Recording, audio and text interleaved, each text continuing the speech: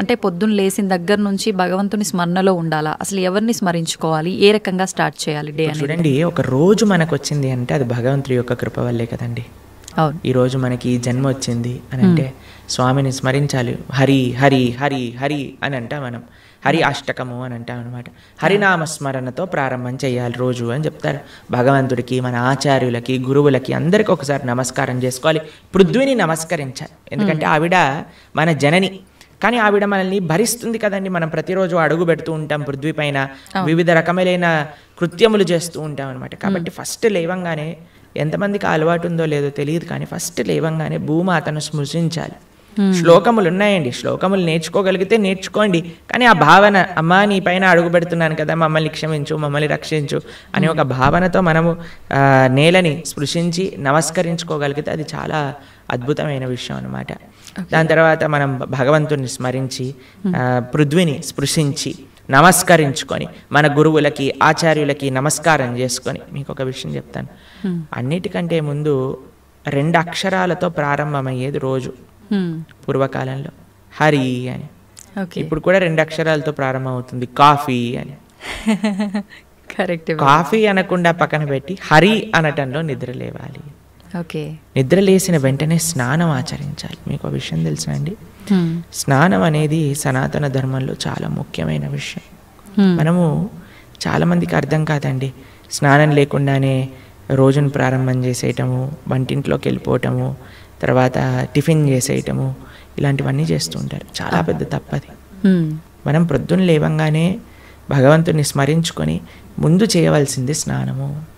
స్నానంలో కూడా గంగే చ యమునే చైవ గోదావరి సరస్వతి నర్మదే సింధు కావేరి జలేస్మిన్ సన్నిధిం కురు, అన్ని నదులను కూడా గంగా జలమును, యమునా జలమును మనం స్మరించుకొని స్నానం ఆచరించాలి.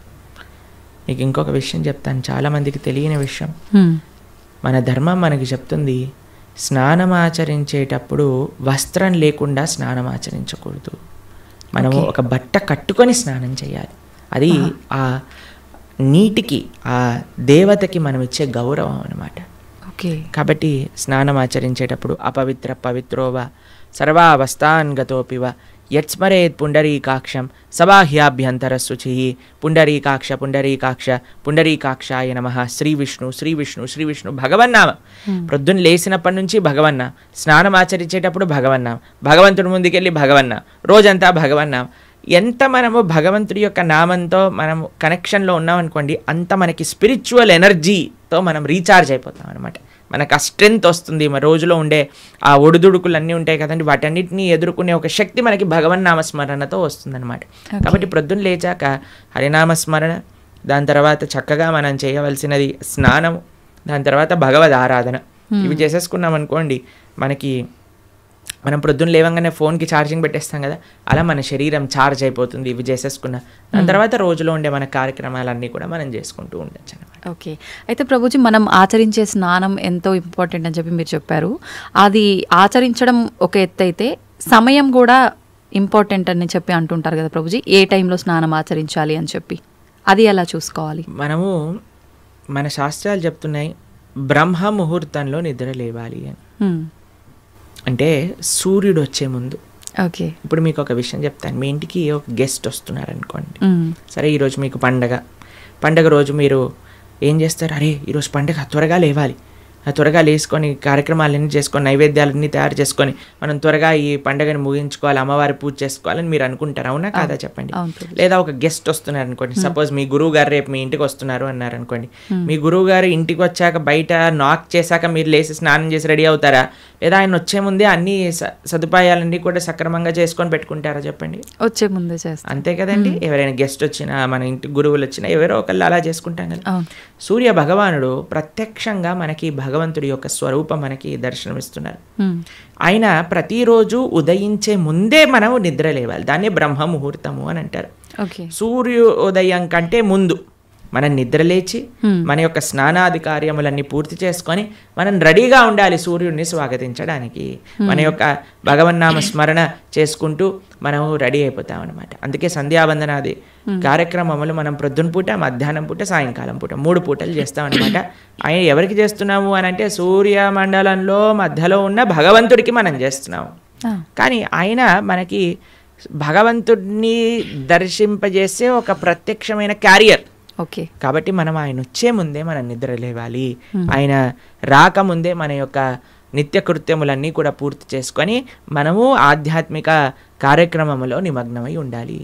ఓకే, మీరు చూడండి, ప్రొద్దున పూట లేవటం అనేది అటు మన ఆరోగ్యరీత్యా, అలానే సామాజిక పరంగా, అలానే మన ఆధ్యాత్మికంగా, శారీరకంగా, అన్ని మానసికంగా అన్ని విషయములలో మనకి మంచి చేస్తుంది. అందుకే early to bed and early to rice keeps a man healthy, wealthy and wise అని అన్నారు.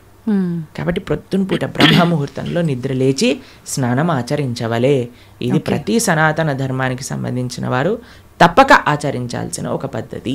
ఓకే, అయితే ప్రభుజీ మనం మాట్లాడుకున్న దాంట్లో ఇంకొకటి భగవంతుడి ఆరాధన. చాలా వరకు అంటే ఇంట్లో మగవారు పూజ చేస్తేనే మంచి ఫలితం పొందుతారు అని చెప్పి ఈ మధ్య కాలంలో చెప్తున్నారు.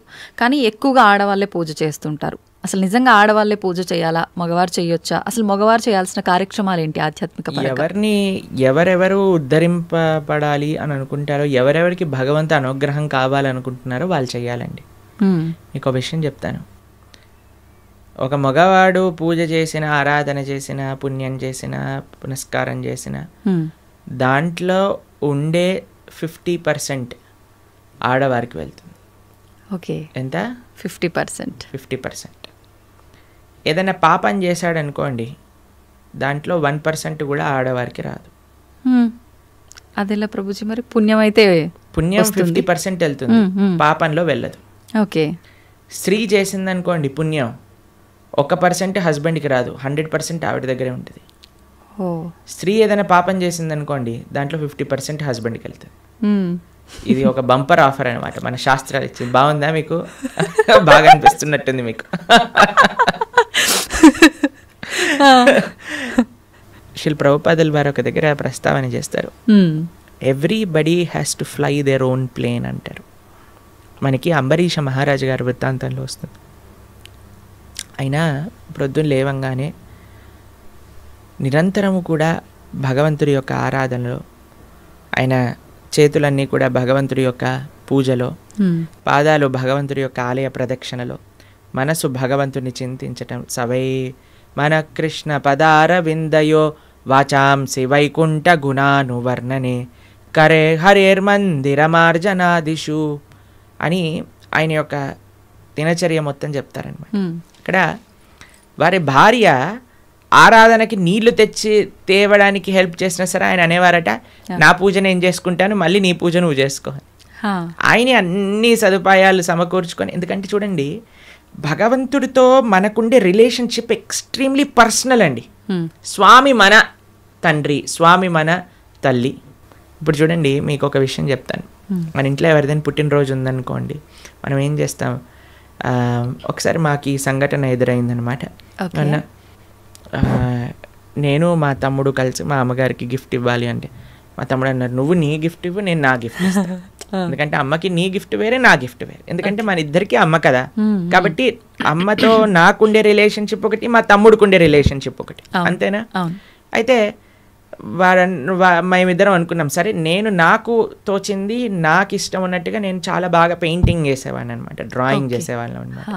అయితే నేను ఇచ్చేస్తాను, నేను ఏదో ఒకటి స్కెచ్ చేసిస్తాను అంటే, మా తమ్ముడు అన్నాడు, నేను ఏదో ఒకటి తయారు చేస్తాను, ఏదో ఒక బొమ్మ లాంటిది ఏదో ఒకటి తయారు చేస్తాను, ఇస్తాము అని ఇద్దరం వేరు వేరు చేసి ఇచ్చామన్నమాట. అంటే ఎందుకు అని అంటే, మనకి మన ప్రేమను వ్యక్తపరచుకునే మార్గం ఒకటి, ఒక ఇంట్రెస్ట్, ఒక టాలెంట్, ఒక way of expressing hour love ఉంటుంది, అంతే కదా? అలానే భగవంతుడితో కూడా ఒక భర్త తన కర్తవ్యం, అరే నేను భగవంతుడి యొక్క మార్గంలో, నాకు భగవంతుడు అవసరము, అందరికీ భగవంతుడు అవసరమే కదండి. ఆయన అందరికీ తండ్రి, తల్లి, పిత, పరమాత్మ అందరికీ ఆయనే. కాబట్టి మనం ఎలా ఆలోచించాలి అని అంటే, ఒక హస్బెండ్ తన ఆరాధన తాను చేసుకోవాలి, ఒక వైఫ్ తన ఆరాధనలోకి సంబంధించిన విషయములని సమకూరుస్తుంది, వంట చేసిస్తుంది, పూలమాలలు కట్టిస్తుంది. దాని తర్వాత వారి హస్బెండ్ వెళ్ళిపోయాక వైఫ్ తన ఆరాధన తాను చేసుకుంటుంది. పిల్లలు వచ్చి దండం పెట్టుకుంటారు, ఏదో అమ్మ నాన్నలకి ఇద్దరికి హెల్ప్ చేస్తారు. అందరు కలిసి ఆరాధన ఒకటి ఉంటుంది, ఒక్కొక్కళ్ళు కలిపి ఆరాధన ఉంటుంది అన్నమాట. కాబట్టి ఏదో స్త్రీలు చేస్తే ఇల్లంతా బాగైపోతుంది అనే భ్రమలో నుంచి బయటపడండి. మీకు 1% పుణ్యం రాదు. కాబట్టి జాగ్రత్తగా మీ పూజ మీరు చేసుకోండి, మీరు బాగుపడాలి అని అనుకుంటే. కాబట్టి పురుషులు తప్పకుండా ఆరాధన చేయాలి. పురుషులు ఆరాధన చేస్తున్నారు కదండి, స్త్రీలు వదిలేయకూడదు. పురుషుడు ఆరాధన పురుషుడికి, స్త్రీ ఆరాధన స్త్రీ, పిల్లల ఆరాధన పిల్లలకి, అందరికి. ఇప్పుడు చూడండి, ఇంటి పెద్ద తింటే మిగతా వాళ్ళందరికీ కడుపు నిండిపోతుందా? లేదు, ఎవరికి వాళ్ళు తినాల్సిందే. అంతే కదండి. మీరు అంటారు కదా, అయ్యా మీరు తినండి, అయ్యా మేము పర్వాలేదు, మీరు తింటే మాకు తిన్నట్టే అని అంటారా? లేదా మీ హస్బెండ్ వచ్చి అమ్మ నువ్వు తినేసేయి, నాకేం పర్వాలేదు, నువ్వు తింటే నేను తిన్నట్టే అంటారా? కాదు కదా. ఎవరెవరికి శక్తి కావాలంటే వారు వారు భోజనం చేయాలి. అలానే మనం కూడా మనకి శక్తి కావాలి, మనకి భగవంతుడి యొక్క కృప కావాలి అంటే మనం భోజనం చేస్తే ఎలా అయితే మనకి శక్తి వస్తుందో మనము ఆరాధన చేసుకుంటే అలా మనకి భగవంతుడి యొక్క కృప అనేది లభిస్తుంది. ఓకే ప్రభుజీ, చాలామంది ఏదైనా మంచి జరిగినా చెడు జరిగినా నా అదృష్టం బాగాలేదు, నా రాత ఇంతవరకే ఉంది, భగవంతుడు ఇలా రాశాడు అని చెప్పి అంటూ ఉంటారు. నిజంగా అంటే మన చేతిలో ఏముండదా మనం చేసే పనులను బట్టి మన లైఫ్ని డిసైడ్ చేసుకోవడం? భగవంతుడు పుట్టినప్పుడే అవన్నీ డిసైడ్ చేసి ఇలా అని చెప్పి చూస్తాడా? మనకి ఒక సర్కమ్స్టెన్స్ ఇస్తాడండి భగవంతుడు. చాయిస్ ఎప్పుడు మన చేతుల్లోనే ఉంటుంది, మనం ఏం చేయాలి అని. ఫర్ ఎగ్జాంపుల్ మీకు ఒక విషయం చెప్తాను. ఒకరికి ఇల్లు రాసుంది, ఒకళ్ళి ఇల్లు మీకు మీ జీవితంలో కలుగుతుంది అని రాసుంటుందండి. కానీ ఆ ఇంట్లో ఏం చేస్తారనేది మీ చేతుల్లో ఉంది. ఓకే, ఇల్లు వస్తుందనే వరకు మాత్రమే మన చేతుల్లో ఉంది. ఇంట్లో ఏం చేస్తాం, మనం ఒక చక్కటి పూజ చేసుకుంటామా, పునస్కారం చేసుకుంటామా, లేదా 10 మందిని పిలిచి మందు పోసి డాన్స్లు వేస్తామా అనేది మన చేతుల్లో ఉంది. మీరు కానీ మంచి ఆరాధన చేసుకున్నారనుకోండి, ఆ పుణ్యాన్ని బట్టి మీకు నెక్స్ట్ ఏమవుతుందో రాసింది. లేదు మనం తప్పు చేసామనుకోండి, ఆ తప్పు బట్టి నెక్స్ట్ కర్మ ఏర్పడుతుంది అనమాట. What is return is what you will get. మనకేం వస్తుంది అని, దాంతో మనం ఏం చేస్తాము అనేది రాసలేదు. అది మనకు వదిలేశాడు భగవంతుడు. మన విచక్షణతో మంచి మనస్సుతో మనం దాన్ని ఆచరణ చేయాలి. అంటే మన చేతిలో ఉన్నట్టే 100% మన చేతుల్లో ఉంది. ఇప్పుడు అంటుంటారు కదా, పరిస్థితులను బట్టి ఇంట్లో వాతావరణాన్ని బట్టే పిల్లల బుద్ధులు కూడా అని చెప్పి. ఇప్పుడు ఇది కూడా అలాగే భగవంతుడు మనకు ఒక ప్లాట్ఫామ్ ఇచ్చి వదిలేశారు, ఎలా అనేది మన చేతుల్లోనే ఉంది. ఇప్పుడు మీకు ఒక ఫోన్ ఇచ్చారనుకోండి, ఫోన్ ఇచ్చారు, ఫోన్తో మీరు ఏం చేయొచ్చు అనేది మీ చేతుల్లో ఉంది. ఒకళ్ళు ప్రవచనమైనా అయినచ్చు, లేదా పిచ్చి పిచ్చి సీరియళ్ళు సినిమాలైనా చూడొచ్చు. ఫోన్ రావటం మన చేతుల్లో ఉంది, దాంతో ఏం చెయ్యాలి మీ చేతుల్లో. ఇప్పుడు మీరేం చేస్తారు, పిల్లల్ని స్కూల్లో వేస్తారు, మంచి స్కూల్ చూస్తారు. అరే ఈ పిల్లలు మంచి చదువుకోవాలి, మంచి స్కూల్లో చదువుకుంటే వాళ్ళు మంచి మార్గంలోకి వెళ్తారు. కష్టమైనా ఏదైనా సరే కష్టపడైనా సరే వాళ్ళని మంచి స్కూల్లో జాయిన్ చేస్తారు. మంచి స్కూల్లో జాయిన్ చేశాక వాడు చదువుతాడా లేదా అనేది ఎవరిపైన నిర్ధారణ పడి ఉంటుందండి? వాళ్ళపైన. ఒక స్కూల్లో ఒక టీచర్ 10 మందికి ఒకటే రకంగా చదువు చెప్తుంది, కానీ ఒక్కొక్కరు ఒక్కొక్క విధానంగా చూసుకుంటారు. ఎందుకు? వాళ్ళ శ్రద్ధ బట్టి. ఓకే, అలానే మన జీవితంలో కూడా ఏమీ నీ దగ్గరకు వస్తుంది అనేది రాసి ఉంటుంది, దాన్ని ఎలా యూస్ చేస్తావు అనేది నీ చేతుల్లో ఉంది. ఓకే ప్రభుజీ, అంటే దీన్ని ఆధారంగా తీసుకుంటే అంతా మంచిగా ఎక్కువ డివోషనల్ సైడ్ ఉండి అన్ని మంచి పనులు చేసి న్యాయంగా ఉన్న వాళ్ళు కూడా చాలామంది ఇబ్బందులు పడుతున్న వాళ్ళని కూడా చూస్తున్నాం కదా. మరి భగవంతుడు అలాంటి వాళ్ళకి ఎందుకు సపోర్ట్ చేయడంటారు? మీకు ఒక విషయం చెప్తాను, చాలా జాగ్రత్తగా ఆలోచించవలసిన విషయం. నిజంగా ధార్మికంగా, నిజంగా ఆధ్యాత్మికంగా ఉంటే వాడెప్పుడు నాకు ఇబ్బంది వచ్చిందని అన్నాడు. మీకు ఒక విషయం చెప్తాను. మా అమ్మమ్మ ఆవిడ పెద్దజీయర్ స్వామి వారి యొక్క శిష్యులు అనమాట. అయితే చాలా వృద్ధురాలు, 85 years దాటిపోయి ఉంటుంది. నడిచేటప్పుడు ఇలా వంగిపోయి నడుస్తారనమాట, మొత్తం ఇలా కిందికే చూస్తారు ఆల్మోస్ట్గా. చాలా ఆరోగ్యం అస్సలు బాగుండదన్నమాట. అయితే మాకు ఒకసారి ఫోన్ చేశారు.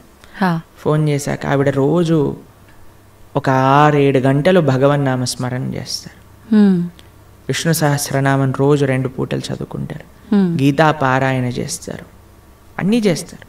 ఒకసారి నాకు ఫోన్ చేశారు, ఆ అమ్మమ్మ యొక్క ఆరోగ్యం అస్సలు బాగాలేదు, ఫోన్ చేసి ఆవిడ యొక్క ఆరోగ్యం బాగా అవ్వాలి, భగవంతుడికి ప్రార్థన చేస్తున్నానని చెప్పు అని అన్నారనమాట.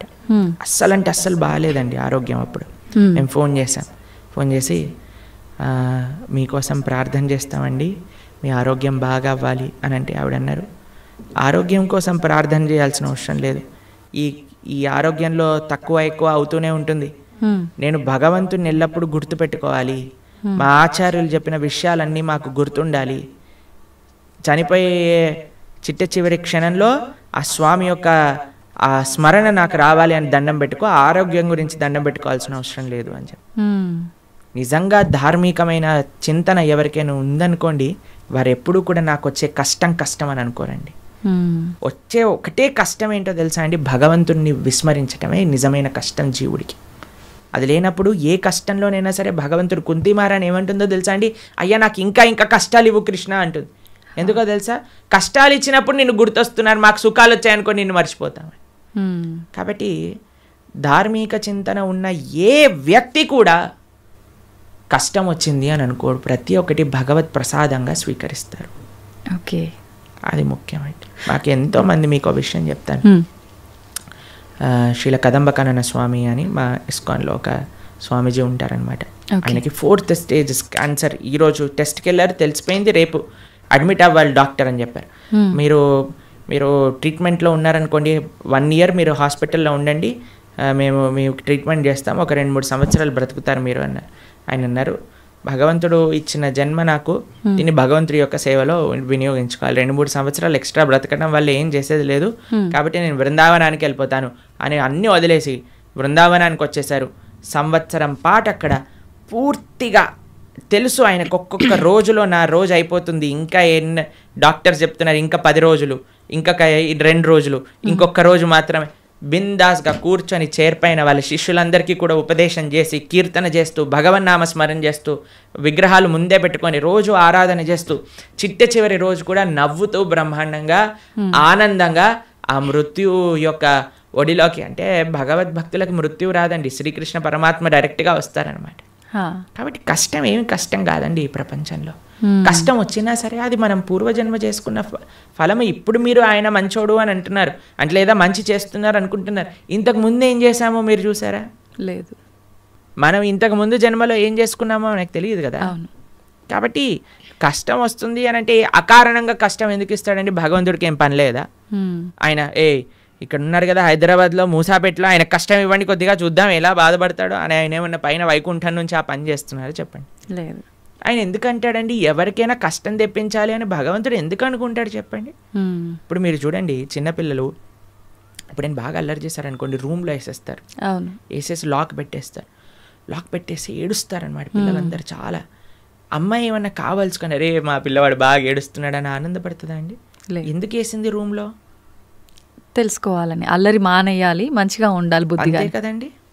అమ్మ ఒక కొట్టినా, ఒక మాట అన్నదా, తిట్టినా, రూమ్లో వేసినా, దేనికైనా సరే ఒక పనిష్మెంట్ ఎందుకు వస్తుంది? ఎందుకంటే మారి మంచి విషయములు తెలుసుకొని ముందుకెళ్తారేమో. భగవంతుడు కూడా మనకి ఏదన్నా ఇచ్చాడు అని అంటే, ఒక కష్టం ఇచ్చాడు అని అంటే, ఆ కష్టం నుంచి ఏం నేర్చుకోవాలి? Failures are stepping stones for success అని అంటారు.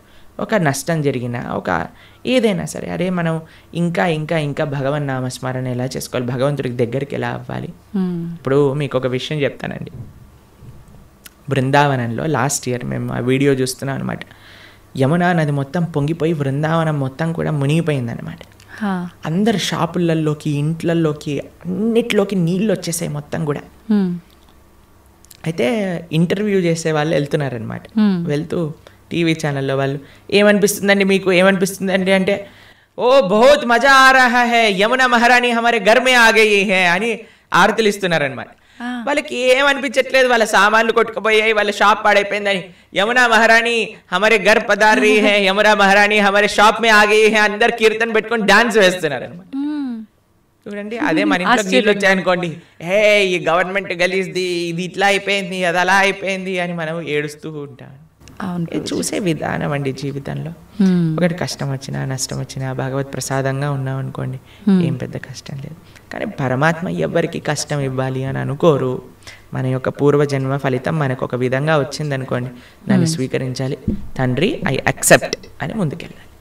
ఓకే ప్రభుజీ, ఇప్పుడు మీరు చెప్పినట్టుగా అమ్మమ్మ గారి విషయం అయితే కానీ, గురువు గారి విషయం ఒకటి చెప్పారు, అదైతే ఏంటి, ఇప్పుడు యమునా నది గురించి చెప్పింది. ఇంత ప్రశాంతంగా కష్టం వచ్చినా ఇది కష్టం కాదు, అది కూడా భగవంతుడి కృపే, ఆయన అనుగ్రహమే అని చెప్పి దాన్ని సుఖంగా భావించాలి అని అంటే నిజంగా అసలు అంత ఈజీగా ఎలా సాధ్యపడుతుంది? ఈ కుటుంబ జీవనంలో ఉన్న వాళ్ళకి ఇదంతా ఎంత ఆధ్యాత్మికంగా ఉన్నా సాధ్యపడుతుంది అంటారా? చెప్పిన వాళ్ళందరూ కుటుంబ జీవితం ఉన్నారు, కానీ ఎక్కడో కొంతమంది, అందరికీ అలా సాధ్యపడాలంటే చాలా ఈజీ అండి. భగవంతుడి పైన నమ్మకం ఉండాలి, అంతే, ఇంకేం అవసరం లేదు. ఇప్పుడు మీకు ఒక విషయం చెప్తానండి. మీ డాటర్స్ ఉన్నారు, మీ డాటర్స్కి మా అమ్మ నాన్న నాకు చేసింది మంచి అని అనుకుంటే మీరు ఏమన్నా సరే వాళ్ళు యాక్సెప్ట్ చేస్తారు, మీ మాట వింటారు. వాళ్ళు అనుకున్నారనుకోండి, మా అమ్మకి ఏం తెలుసు నా గురించి, నాకు బాగా తెలుసు, నాకు ఏది మంచో ఏది చెడు అని అంటే మీరు ఏమంటారండి మీ పిల్లల్ని చూసి? అరే ఇంత చిన్న పిల్లలు రా, మీకేం తెలుసు మంచి చెడు అంటే ఏంటో, అదే అనుకుంటాం కదా. కాబట్టి మనకి ఎలా తెలుస్తుందండి మంచి అంటే చెడు అంటే ఏంటి అని? అరే భగవంతుడి పైన, అరే భగవంతుడికి తెలియదు ఉంటుందా చెప్పండి? లేదు. స్వామి మనల్ని సృష్టించిన వ్యక్తి, ఆయనకి తెలియదా అండి మనకి మంచి ఏది చెడేది అని? ఆయన పైన నమ్మకం ఉండాలంటే, స్వామి మారోబి రాకోబి నువ్వేం చేసినా నాకు మంచి చేస్తావు, నమస్కారం అనండి, అంతే. ఇంకా ఏం జరిగినా సరే మనం దాన్ని తీసుకోగలము. ఆ భక్తి, ఆ శరణాగతి భగవంతుడి పైన ఉండాలంతే. ఓకే ప్రభుజీ, మన హిందూ ధర్మం విషయానికి వస్తే కొన్ని కోట్ల దేవతలు రకరకాల రూపాలుగా ఆరాధిస్తారు. ఎందుకని? భగవంతుడు ఒక్కడే కదా, ఇన్ని రూపాలుగా ఎందుకు ఆరాధించాలంటారు? భగవంతుడు ఎన్నో రూపాల్లో లేడండి, భగవంతుడు ఒక్కడే. గోవిందం ఆది పురుషం తమహం భజామి. ఆ స్వామి ఇప్పుడు చూడండి, మన కంట్రీ తీసుకున్నాం అనుకోండి, ఒక ప్రైమ్ మినిస్టర్ ఉంటాడు. ఆ ప్రైమ్ మినిస్టర్ యొక్క క్యాబినెట్లో మిగతా మంత్రులు ఉంటారనమాట. ఆ మంత్రుల యొక్క ఆఫీస్లో చాలా మంది పనిచేస్తూ ఉంటారు. ఇదంతా కలిపి మనం ఒక గవర్నమెంట్ అంటాం, అంతేనా? అలానే భగవంతుడు ఒక్కడే ఉంటాడు, ప్రైమ్ మినిస్టర్ ఒక్కడే ఉన్నట్టుగా భగవంతుడు ఒక్కడే ఉంటాడు. ఆయన యొక్క మినిస్ట్రీలో చాలా మంది మంత్రులు ఉంటారనమాట. ఒకడు వాటర్ డిపార్ట్మెంట్, వరుణుడు చూసుకుంటాడు. తర్వాత హోమ్ మినిస్ట్రీ ఇంద్రుడు చూసుకుంటాడు. లేదా మెయింటెనెన్స్ ఒక డిపార్ట్మెంట్, డిస్ట్రక్షన్ ఒక డిపార్ట్మెంట్, ఫైర్ ఒక డిపార్ట్మెంట్, ట్రెజరీ, ఫైనాన్స్ ఒక డిపార్ట్మెంట్. అట్లా ఒక్కొక్క దేవత దగ్గర ఒక్కొక్క డిపార్ట్మెంట్ ఉంది. దాని కింద చాలా మంది పనిచేస్తూ ఉంటారు. కానీ స్వామి ఏం చేస్తుంటారు? స్వామి ఇవన్నీ పట్టించుకోడండి పెద్దగా. స్వామి యొక్క పాదాలకు ఉండే ఒక ధూళి యొక్క కణం యొక్క కాంతి ప్రపంచాన్ని మొత్తం నడిపించేది, అంత శక్తి భగవంతుడి దగ్గర ఉంది. భగవంతుడు ఏం చేస్తాడు? కేవలం తన భక్తులతో తాను లీలలు చేస్తూ ఉంటారనమాట. తన భక్తుల యొక్క ప్రేమను ఆస్వాదన చేస్తూ ఉంటారు. స్వామి పెద్దగా సృష్టి చేసి పద ఈరోజు భూమిని సృష్టి చేద్దాం, పద ఇక్కడ ఇది చేద్దాం అది చేద్దాం, ఆయన ఏం పట్టించుకోడు.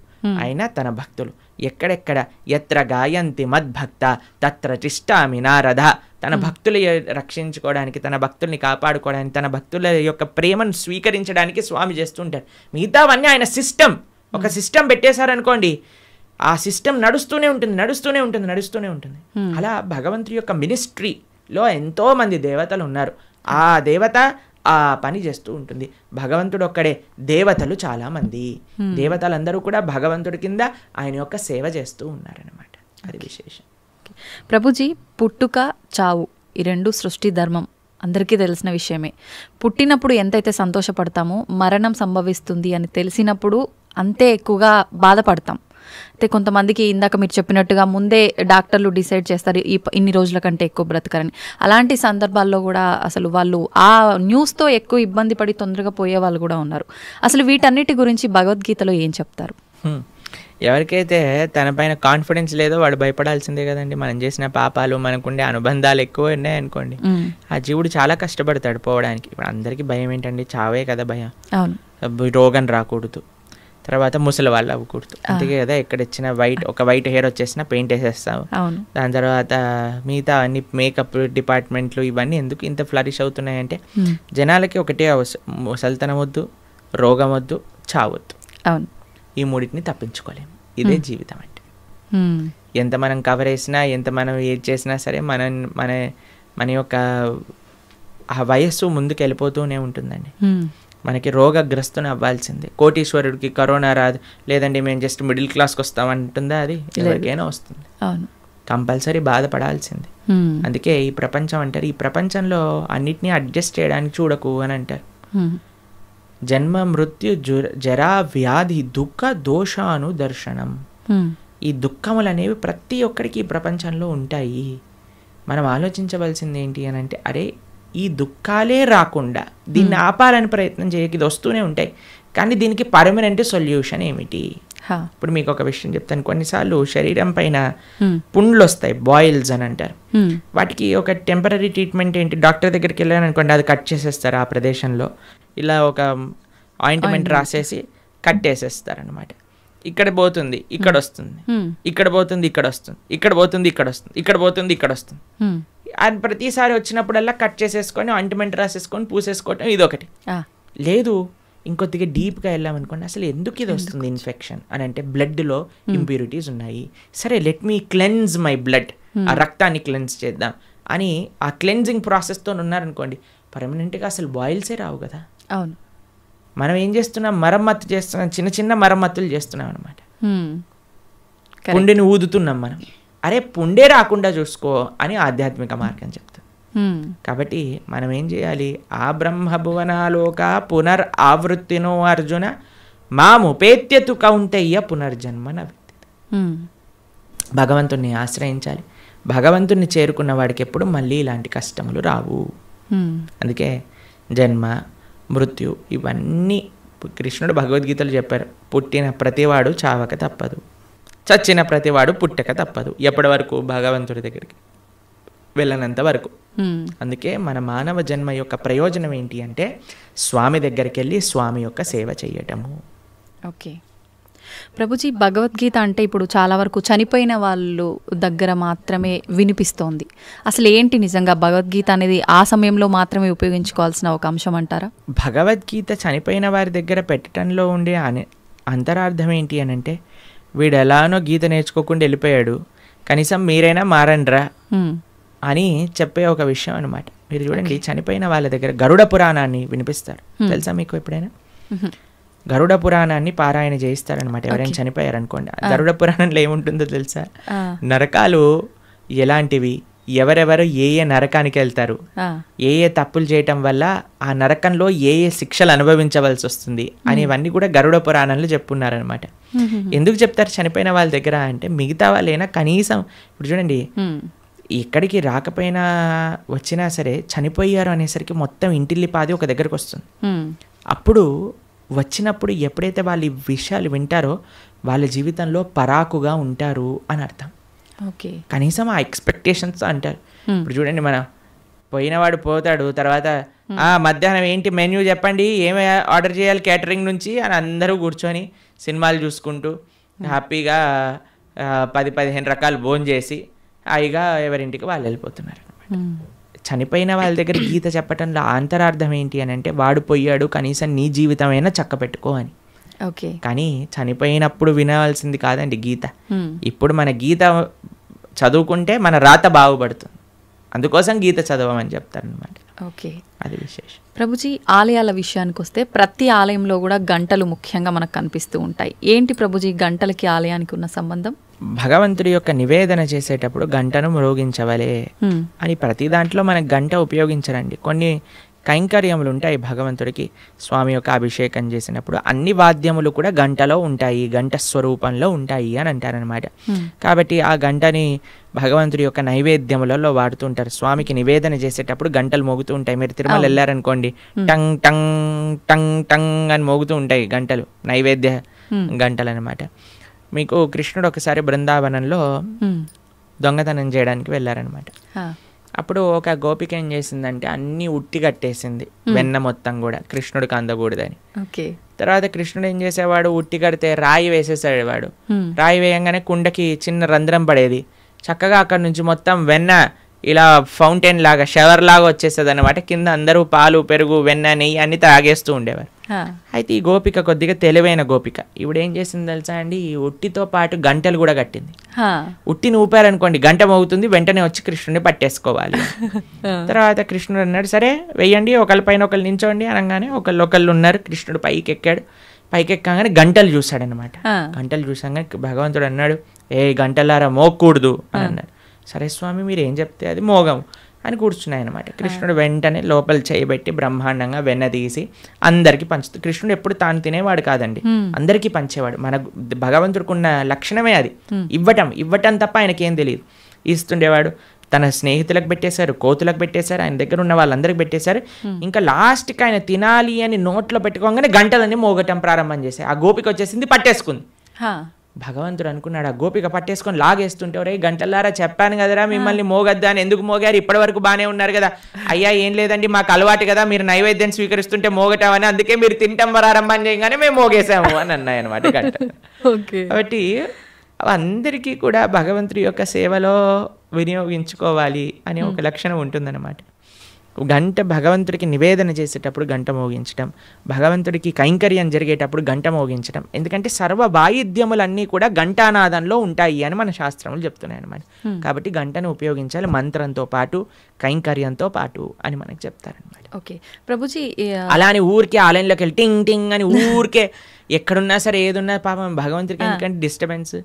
కాబట్టి మనం వచ్చామని ఆయన గంట మోగిస్తేనే మన వైపు చూడడు. మనం మంచి చేస్తే ఆయన నువ్వు గంట మోగించినా సైలెంట్గా ఆలయం బయట నుంచి భగవంతుని చూసినా ఆయన మనల్ని చూస్తారు. ఎందుకంటే ఆయన చెప్పిన మాట వింటున్నాం కాబట్టి.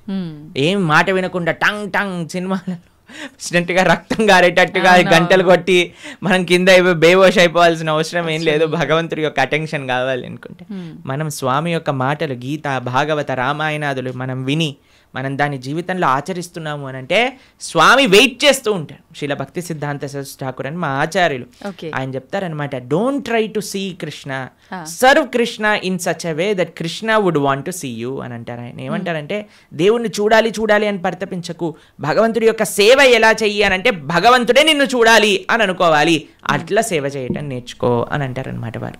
కాబట్టి ఆ విధంగా మనం ఉండేటట్టుగా ప్రయత్నం చేసుకోవాలి. గంట ఆడవాళ్ళు కొట్టకూడదు పూజా సమయంలో హారతి ఇచ్చేటప్పుడు, కానీ పక్కన మగవాళ్ళు గంట కొట్టాలి, ఆడవాళ్ళు హారతి ఇవ్వాలని వింటూ ఉంటాం. నిజంగా గంట ఆడవాళ్ళు కొట్టకూడదు అంటారు? అలాంటివి ఏం లేదండి, భగవంతుడి యొక్క సేవలో అందరు సమానమే. ఇంకొకటి సేవ అన్నారు. భగవంతుడికి భక్తితో మనం చేసే పనులు ఇష్టపడతాడా, లేదంటే సేవ చేస్తే ఎక్కువగా అనుగ్రహిస్తాడంటారా? భక్తితో సేవ చేస్తే ఇష్టపడతారు. పూజల కన్నా సేవని ఎక్కువగా ఇష్టపడతారా? సేవ అంటే భగవంతుడికి చేసే ఆరాధన కూడా సేవనే. శ్రీ విగ్రహ సేవ అని అంటాం. భగవంతుడికి నైవేద్యం సమర్పణ చేయటం సేవనే, లేదా గోవులకి సేవ చేయటం సేవనే, 10 మందికి భగవత్ ప్రసాదాన్ని నివేదన చేయటం సేవనే, 10 మందికి భగవంతుడికి సంబంధించిన విషయములు చెప్పటం సేవనే, ఆలయానికి వెళ్ళటం సేవనే. కాబట్టి భగవంతుడి యొక్క భక్తులకి సేవ చేయటం సేవనే. ఎన్నో రకాల సేవలు ఉన్నాయండి. స్వామి యొక్క ఆరాధన సేవాభావనతో ఏమి సేవ అంటే ఏంటో తెలుసా అండి? ఇప్పుడు ఏదైనా అపేక్షించామనుకోండి అది బిజినెస్ అవుతుంది, సేవ అవ్వదు. తండ్రి నేను ఈ పూజ చేస్తాను, నువ్వు నాకు అది ఇవ్వు, సేవ కాదు, అది బిజినెస్. బిజినెస్ ట్రాన్సాక్షన్ మాత్రమే. సేవ అంటే నాకేం వద్దు తండ్రి, నేను నీకు చేస్తా, అది సేవ. ప్రభుజీ, మనం ఇవి ఆచరించాలి అని అంటే తెలుసుకోవాలి, తెలుసుకున్నవి ఆచరణలో పెట్టాలి అని అంటే మనం నిత్యం అంటే పొద్దున్న లేచిన దగ్గర నుంచి భగవంతుని స్మరణలో ఉండాలా? అసలు ఎవరిని స్మరించుకోవాలి, ఏ రకంగా స్టార్ట్ చేయాలి డే అని? చూడండి, ఒక రోజు మనకు వచ్చింది అంటే అది భగవంతుడి యొక్క కృప వల్లే కదండి. ఈరోజు మనకి ఈ జన్మ వచ్చింది అని అంటే స్వామిని స్మరించాలి. హరి హరి హరి హరి అని అంటాం మనం, హరి అష్టకము అని అంటాం అనమాట. హరినామస్మరణతో ప్రారంభం చేయాలి రోజు అని చెప్తారు. భగవంతుడికి, మన ఆచార్యులకి, గురువులకి అందరికీ ఒకసారి నమస్కారం చేసుకోవాలి. పృథ్వీని నమస్కరించాలి, ఎందుకంటే ఆవిడ మన జనని. కానీ ఆవిడ మనల్ని భరిస్తుంది కదండి. మనం ప్రతిరోజు అడుగు పెడుతూ ఉంటాం పృథ్వీ పైన, వివిధ రకమైన కృత్యములు చేస్తూ ఉంటాం అనమాట. కాబట్టి ఫస్ట్ లేవంగానే, ఎంతమందికి అలవాటు ఉందో లేదో తెలియదు కానీ ఫస్ట్ లేవంగానే భూమాతను స్మృశించాలి. శ్లోకములు ఉన్నాయండి, శ్లోకములు నేర్చుకోగలిగితే నేర్చుకోండి. కానీ ఆ భావన, అమ్మా నీ పైన అడుగు పెడుతున్నాను కదా, మమ్మల్ని క్షమించు, మమ్మల్ని రక్షించు అనే ఒక భావనతో మనము నేలని స్పృశించి నమస్కరించుకోగలిగితే అది చాలా అద్భుతమైన విషయం అనమాట. దాని తర్వాత మనం భగవంతుని స్మరించి, పృథ్వీని స్పృశించి నమస్కరించుకొని, మన గురువులకి, ఆచార్యులకి నమస్కారం చేసుకొని, మీకు ఒక విషయం చెప్తాను. అన్నిటికంటే ముందు 2 అక్షరాలతో ప్రారంభమయ్యేది రోజు పూర్వకాలంలో, హరి అని. ఇప్పుడు కూడా 2 అక్షరాలతో ప్రారంభం అవుతుంది, కాఫీ అని. కరెక్ట్. కాఫీ అనకుండా పక్కన పెట్టి హరి అనటంలో నిద్ర లేవాలి. ఓకే. నిద్ర లేచిన వెంటనే స్నానం ఆచరించాలి. మీకు ఆ విషయం తెలుసా అండి? స్నానం అనేది సనాతన ధర్మంలో చాలా ముఖ్యమైన విషయం. మనము చాలామందికి అర్థం కాదండి. స్నానం లేకుండానే రోజును ప్రారంభం చేసేయటము, వంటింట్లోకి వెళ్ళిపోవటము, తర్వాత టిఫిన్ చేసేయటము, ఇలాంటివన్నీ చేస్తూ ఉంటారు. చాలా పెద్ద తప్పది. మనం ప్రొద్దున లేవంగానే భగవంతుని స్మరించుకొని ముందు చేయవలసింది స్నానము. స్నానంలో కూడా గంగే చ యమునే చైవ గోదావరి సరస్వతి నర్మదే సింధు కావేరి జలేస్మిన్ సన్నిధిం కురు, అన్ని నదులను కూడా గంగా జలమును యమునా జలమును మనం స్మరించుకొని స్నానం ఆచరించాలి. మీకు ఇంకొక విషయం చెప్తాను, చాలామందికి తెలియని విషయం. మన ధర్మం మనకి చెప్తుంది, స్నానం ఆచరించేటప్పుడు వస్త్రం లేకుండా స్నానం ఆచరించకూడదు. మనము ఒక బట్ట కట్టుకొని స్నానం చేయాలి. అది ఆ నీటికి, ఆ దేవతకి మనం ఇచ్చే గౌరవం అన్నమాట. కాబట్టి స్నానం ఆచరించేటప్పుడు అపవిత్ర పవిత్రోవ సర్వావస్థాన్ గతోపివ యత్స్మరేత్ పుండరీకాక్షం సబాహ్యాభ్యంతర శుచి పుండరీకాక్ష పుండరీకాక్ష పుండరీకాక్షాయ నమః శ్రీ విష్ణు శ్రీ విష్ణు శ్రీ విష్ణు భగవన్నామ. ప్రొద్దున లేచినప్పటి నుంచి భగవన్నా, స్నానం ఆచరించేటప్పుడు భగవన్నాం, భగవంతుడి ముందుకెళ్ళి భగవన్నా, రోజంతా భగవన్నాం. ఎంత మనము భగవంతుడి యొక్క నామంతో మనము కనెక్షన్లో ఉన్నామనుకోండి, అంత మనకి స్పిరిచువల్ ఎనర్జీతో మనం రీఛార్జ్ అయిపోతాం అనమాట. మనకు ఆ స్ట్రెంగ్త్ వస్తుంది. మన రోజులో ఉండే ఆ ఒడిదుడుకులు అన్నీ ఉంటాయి కదండి, వాటన్నిటిని ఎదుర్కొనే ఒక శక్తి మనకి భగవన్నామస్మరణతో వస్తుందన్నమాట. కాబట్టి ప్రొద్దున లేచాక హరినామస్మరణ, దాని తర్వాత చక్కగా మనం చేయవలసినది స్నానం, దాని తర్వాత భగవద్ ఆరాధన. ఇవి చేసేసుకున్నాం అనుకోండి, మనం ప్రొద్దున లేవంగానే ఫోన్కి ఛార్జింగ్ పెట్టేస్తాం కదా, అలా మన శరీరం ఛార్జ్ అయిపోతుంది ఇవి చేసేసుకున్నా. దాని తర్వాత రోజులో ఉండే మన కార్యక్రమాలన్నీ కూడా మనం చేసుకుంటూ ఉండొచ్చు అనమాట. ఓకే. అయితే ప్రభుజీ, మనం ఆచరించే స్నానం ఎంతో ఇంపార్టెంట్ అని చెప్పి మీరు చెప్పారు. అది ఆచరించడం ఒక ఎత్తు అయితే సమయం కూడా ఇంపార్టెంట్ అని చెప్పి అంటుంటారు కదా ప్రభుజీ, ఏ టైంలో స్నానం ఆచరించాలి అని చెప్పి, అది ఎలా చూసుకోవాలి? మనము మన శాస్త్రాలు చెప్తున్నాయి, బ్రహ్మ ముహూర్తంలో నిద్ర లేవాలి అని. అంటే సూర్యుడు వచ్చే ముందు. ఓకే. ఇప్పుడు మీకు ఒక విషయం చెప్తాను. మీ ఇంటికి ఒక గెస్ట్ వస్తున్నారు అనుకోండి, సరే ఈరోజు మీకు పండగ రోజు మీరు ఏం చేస్తారు? అరే ఈరోజు పండగ, త్వరగా లేవాలి, త్వరగా లేసుకొని కార్యక్రమాలన్నీ చేసుకొని నైవేద్యాలన్నీ తయారు చేసుకొని మనం త్వరగా ఈ పండుగను ముగించుకోవాలి, అమ్మవారి పూజ చేసుకోవాలని మీరు అనుకుంటారు, అవునా కాదా చెప్పండి? లేదా ఒక గెస్ట్ వస్తున్నారు అనుకోండి, సపోజ్ మీ గురువు గారు రేపు మీ ఇంటికి వస్తున్నారు అన్నారు అనుకోండి, మీ గురువు గారు ఇంటికి వచ్చాక బయట నాక్ చేశాక మీరు లేచి స్నానం చేసి రెడీ అవుతారా? లేదా ఆయన వచ్చే ముందే అన్ని సదుపాయాలన్నీ కూడా సక్రమంగా చేసుకొని పెట్టుకుంటారా చెప్పండి? వచ్చే ముందే చేస్తాం, అంతే కదండి. ఎవరైనా గెస్ట్ వచ్చినా, మన ఇంటి గురువులు వచ్చినా, ఎవరో ఒకళ్ళు అలా చేసుకుంటాం కదా. సూర్య భగవానుడు ప్రత్యక్షంగా మనకి భగవంతుడి యొక్క స్వరూపం మనకి దర్శనమిస్తున్నారు. ఆయన ప్రతిరోజు ఉదయించే ముందే మనం నిద్ర లేవాలి. దాన్ని బ్రహ్మ ముహూర్తము అని అంటారు. సూర్యోదయం కంటే ముందు మనం నిద్రలేచి మన యొక్క స్నానాది కార్యములన్నీ పూర్తి చేసుకొని మనం రెడీగా ఉండాలి సూర్యుడిని స్వాగతించడానికి. మన యొక్క భగవన్నామ స్మరణ చేసుకుంటూ మనం రెడీ అయిపోతాం అనమాట. అందుకే సంధ్యావందనాది కార్యక్రమములు మనం ప్రొద్దున పూట, మధ్యాహ్నం పూట, సాయంకాలం పూట 3 పూటలు చేస్తాం అనమాట. ఆయన ఎవరికి చేస్తున్నాము అని అంటే సూర్యమండలంలో మధ్యలో ఉన్న భగవంతుడికి మనం చేస్తున్నాము. కానీ ఆయన మనకి భగవంతుడిని దర్శింపజేసే ఒక ప్రత్యక్షమైన క్యారియర్. ఓకే. కాబట్టి మనం ఆయన వచ్చే ముందే మనం నిద్ర లేవాలి. ఆయన రాకముందే మన యొక్క నిత్య కృత్యములన్నీ కూడా పూర్తి చేసుకొని మనము ఆధ్యాత్మిక కార్యక్రమంలో నిమగ్నమై ఉండాలి. ఓకే. మీరు చూడండి, ప్రొద్దున పూట లేవటం అనేది అటు మన ఆరోగ్యరీత్యా, అలానే సామాజిక పరంగా, అలానే మన ఆధ్యాత్మికంగా, శారీరకంగా, మానసికంగా అన్ని విషయములలో మనకి మంచి చేస్తుంది.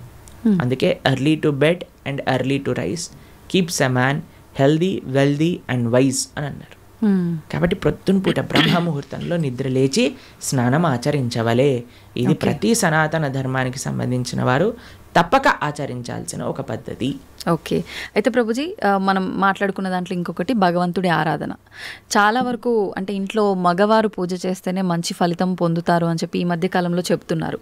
కానీ ఎక్కువగా ఆడవాళ్ళే పూజ చేస్తుంటారు. అసలు నిజంగా ఆడవాళ్ళే పూజ చేయాలా, మగవారు చేయొచ్చా? అసలు మగవారు చేయాల్సిన కార్యక్రమాలు ఏంటి ఆధ్యాత్మిక?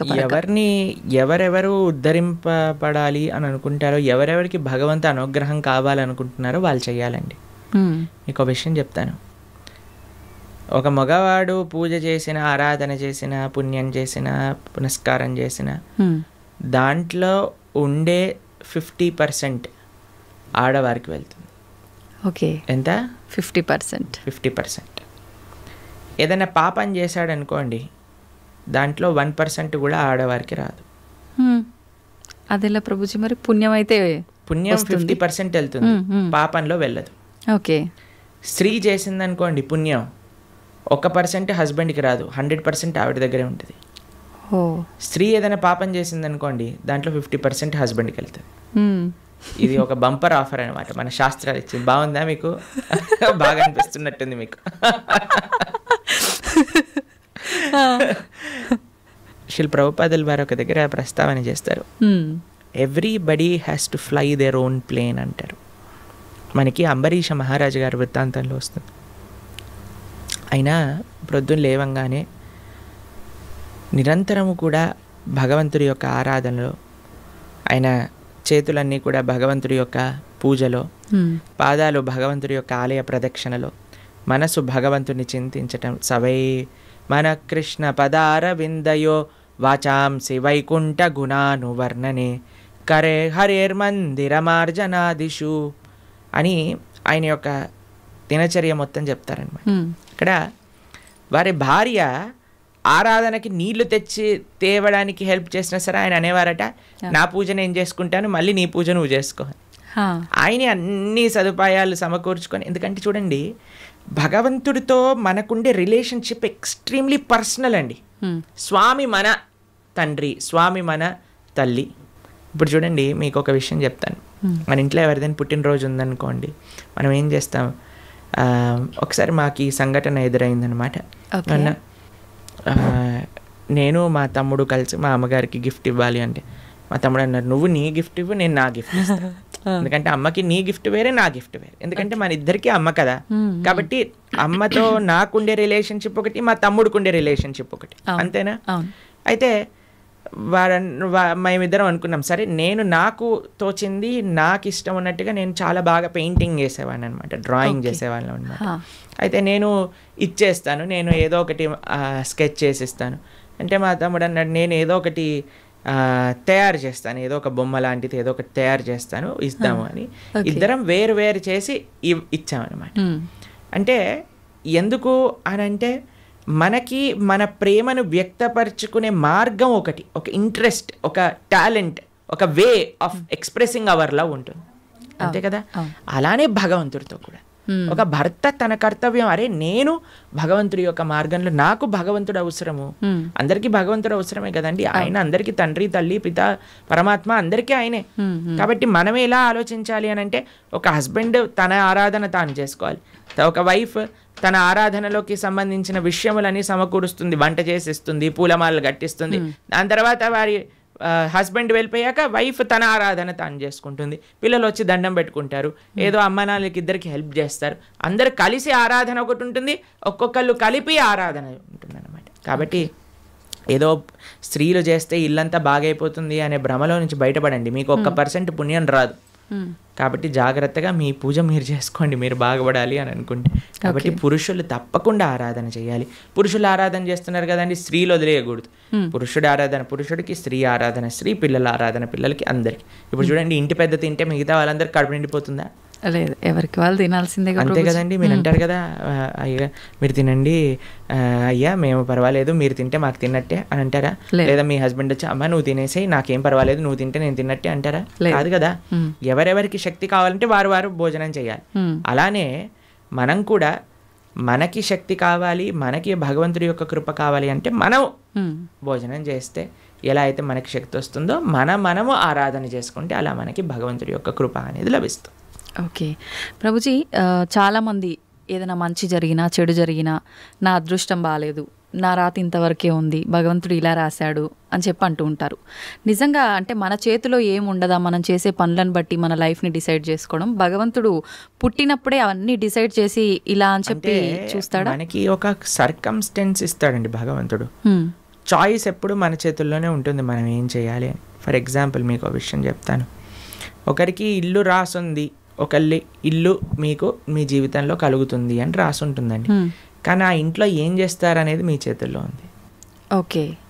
ఇల్లు వస్తుందనే వరకు మాత్రమే మన చేతుల్లో ఉంది. ఇంట్లో ఏం చేస్తాం, మనం ఒక చక్కటి పూజ చేసుకుంటామా, పునస్కారం చేసుకుంటామా, లేదా 10 మందిని పిలిచి మందు పోసి డాన్స్లు వేస్తామా అనేది మన చేతుల్లో ఉంది. మీరు కానీ మంచి ఆరాధన చేసుకున్నారనుకోండి, ఆ పుణ్యాన్ని బట్టి మీకు నెక్స్ట్ ఏమవుతుందో రాసింది. లేదు మనం తప్పు చేసామనుకోండి, ఆ తప్పు బట్టి నెక్స్ట్ కర్మ ఏర్పడుతుంది అనమాట. What is return is what you will get. మనకేం వస్తుంది అని, దాంతో మనం ఏం చేస్తాము అనేది రాసలేదు. అది మనకు వదిలేశాడు భగవంతుడు. మన విచక్షణతో మంచి మనస్సుతో మనం దాన్ని ఆచరణ చేయాలి. అంటే మన చేతిలో ఉన్నట్టే 100% మన చేతుల్లో ఉంది. ఇప్పుడు అంటుంటారు కదా, పరిస్థితులను బట్టి ఇంట్లో వాతావరణాన్ని బట్టే పిల్లల బుద్ధులు కూడా అని చెప్పి, ఇప్పుడు ఇది కూడా అలాగే భగవంతుడు మనకు ఒక ప్లాట్ఫామ్ ఇచ్చి వదిలేశారు. ఎలా అనేది మన చేతుల్లోనే ఉంది. ఇప్పుడు మీకు ఒక ఫోన్ ఇచ్చారనుకోండి, ఫోన్ ఇచ్చారు, ఫోన్తో మీరు ఏం చేయొచ్చు అనేది మీ చేతుల్లో ఉంది. ఒకళ్ళు ప్రవచనమైనా అయినచ్చు, లేదా పిచ్చి పిచ్చి సీరియళ్ళు సినిమాలైనా చూడొచ్చు. ఫోన్ రావటం మన చేతుల్లో ఉంది. దాంతో ఏం చెయ్యాలి మీ చేతుల్లో. ఇప్పుడు మీరేం చేస్తారు, పిల్లల్ని స్కూల్లో వేస్తారు, మంచి స్కూల్ చూస్తారు. అరే ఈ పిల్లలు మంచి చదువుకోవాలి, మంచి స్కూల్లో చదువుకుంటే వాళ్ళు మంచి మార్గంలోకి వెళ్తారు. కష్టమైనా ఏదైనా సరే, కష్టపడి అయినా సరే వాళ్ళని మంచి స్కూల్లో జాయిన్ చేస్తారు. మంచి స్కూల్లో జాయిన్ చేశాక వాడు చదువుతాడా లేదా అనేది ఎవరిపైన నిర్ధారణ పడి ఉంటుందండి? వాళ్ళపైన. ఒక స్కూల్లో ఒక టీచర్ 10 మందికి ఒకటే రాగంగా చదువు చెప్తుంది, కానీ ఒక్కొక్కరు ఒక్కొక్క విధానంగా చూసుకుంటారు. ఎందుకు? వాళ్ళ శ్రద్ధ బట్టి. ఓకే. అలానే మన జీవితంలో కూడా ఏమీ నీ దగ్గరకు వస్తుంది అనేది రాసి ఉంటుంది, దాన్ని ఎలా యూస్ చేస్తావు అనేది నీ చేతుల్లో ఉంది.